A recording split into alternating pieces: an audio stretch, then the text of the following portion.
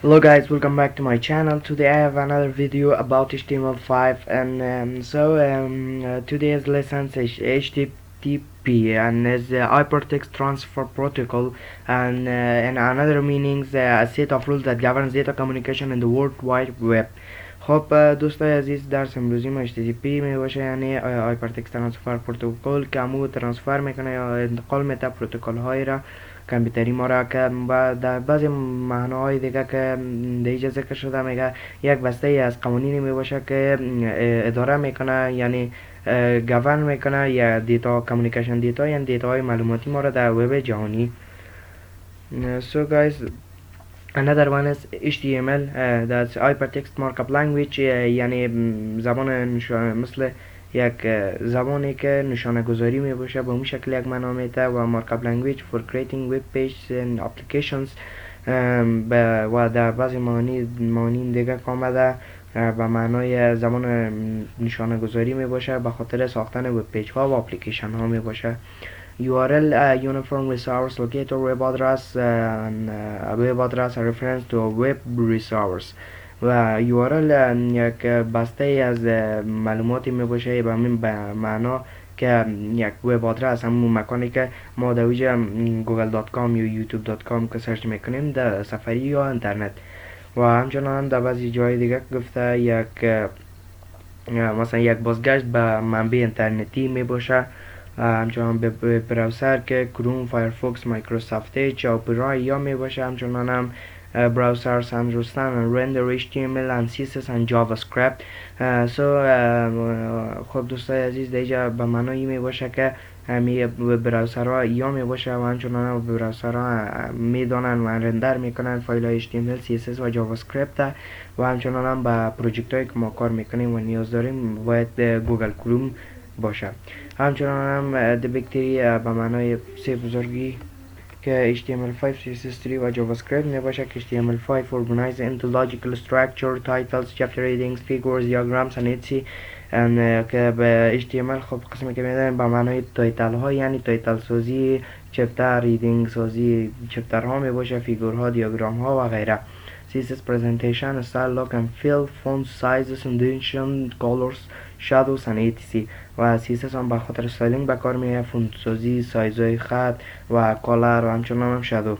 JavaScript action a page can take interaction with user and customizing and changing page. میگه یک عمل و عکس العمل با یوزر یا استفاده کننده برقرار میکنه که همچنان هم کستومایز میکنه و چنج میکنه و صفحه‌ای که مثلا ما سلکت میکنیم برش.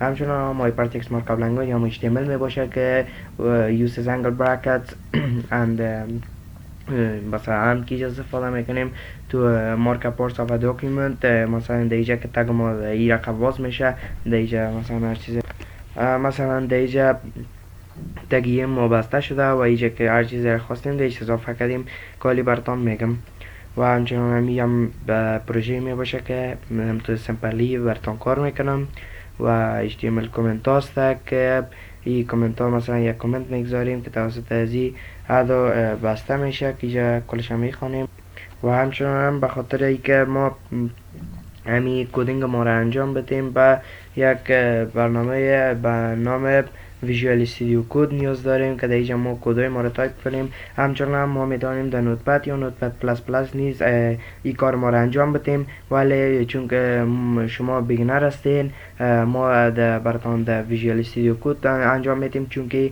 زیاد جای را مثلا ما در کدینگ یاد ما بره این بر ما کمپلیتش میکنه و همچنان هم در نوتپد که باید ما خود ما همیشه تایپ کنیم و هیچ اسپل چک یا مثلا هیچ جایی که بر ما چک کنه یا اتومات بر ما کلوزینگ تگ پرته نیست.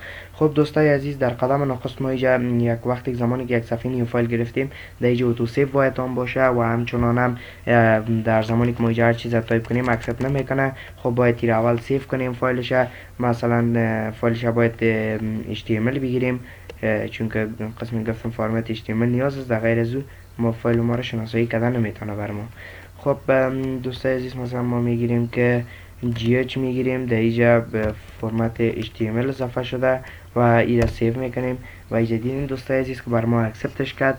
خب در اینجا مثلا ما به قسم که سلاید قبلی ما را خواندیم امیر ما میخوایم براتون کار کنیم دوستای عزیز مثلا خب ما به دو رقم میتونیم، هم این رقم که HTML عوض کنیم دوباره بر ما کلوزینگ تگ مندازه، یا همچنان هم مستقیم HTML نشته کنیم بر ما کلوز میشه و تگ اید است. خب دیجا مثلا تگ تایتل اضافه میکنیم که تگ تایتل دیجا مثلا ما میگیم که سپورتس وبسایت. خب بریم که ببینیم ای آیا واقعا سپورتس وبسایت آمده یا خیر. دیدین دوستا دیجا بر ما یک تایتل اضافه کرد به ما سپورتس وبسایت، هم قسمی که ما خواسته بودیم. خب دوستای عزیز دیجا مثلا ما تگریچ یک یعنی به معنی ایدینگ یک استفاده میکنیم که دیجا ما مثلا تایپ میکنیم که welcome to our website. خب یکی رو چک کنیم، خب اینجا بر ما نشون نمیده تا که ما باید ایره یک ریفرش کنیم. دیدین دوستا این شکل خواستیم در وب پیج بر ما آورد. و مثلا دیگه کدینگی که می باشد تگ بودی بود که دیجا استفاده میکنیم تگ بودی، تگ پاراگراف که دیجا مثلا قسمی که در بورد یک پاراگراف بر ما سمپلیت میکنه، دیجا بلوریم یک پاراگراف ایتالیایی می باشه که بر ما همت سمپلی به خاطر کاجل بودن یک پاراگراف بر ما اد کرده. این انتر میگیم و قسمی که میبینین دوستای عزیز اینجا کلوزینگ تگ هم نیز اد شد. خب میریم اینجا چک میکنیم. دیدیم دوستای عزیز قسمی گفتم بر ما پاراگراف آورد. یا مثلا اگر بخوایم یک کمی سایزش کلام باشه تگش دور استفاده میکنیم. خب اینجا بر ما اتومات بسته کرد ولی در نوتپد پلاس و نوتپد خالی بر ما شکل نشان نمیده. دیجی را پیست میکنیم و دیدیم H2 و همین رقم H3 H4 H5 و H6 است که تا H6 آخریش می باشه و بعد از دیگه ایدینگی در کار نیست. خب دوستا قسمی که بر شما گفتم دیجا این شکل نو بخش است که HTML ای تایتل ایدینگ یک اید از بودی است و همچنان هم تگ پاراگراف است که ما اینجا تمام شد کردیم این شکل. خب دیجا ایدینگ یک استفاده نکرده ولی ما اجباری نیست، خب میشه استفادهش کنیم میشه نی. و دیجا پاراگراف است که تگ پاراگراف استفاده شده و اینجا دوباره HTML بسته شده. ببینید تمام کلوزینگ تگ های ما این شکل می باشه، اول سلش گرفته بعد از انگل براکت ما بسته شده.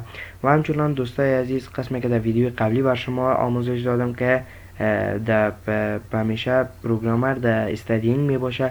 خب به خاطر دوستای عزیز ما به شما یک کتاب است به نام HTML و CSS را پیشنهاد میکنم که در HTML و CSS دیزاین و بیل وبسایت است که جان داکت همون کسی است که کتاب ساخته و تمام HTML و CSS در این کتاب می باشه که ما میتونیم براحتی تمامشان بخوانیم.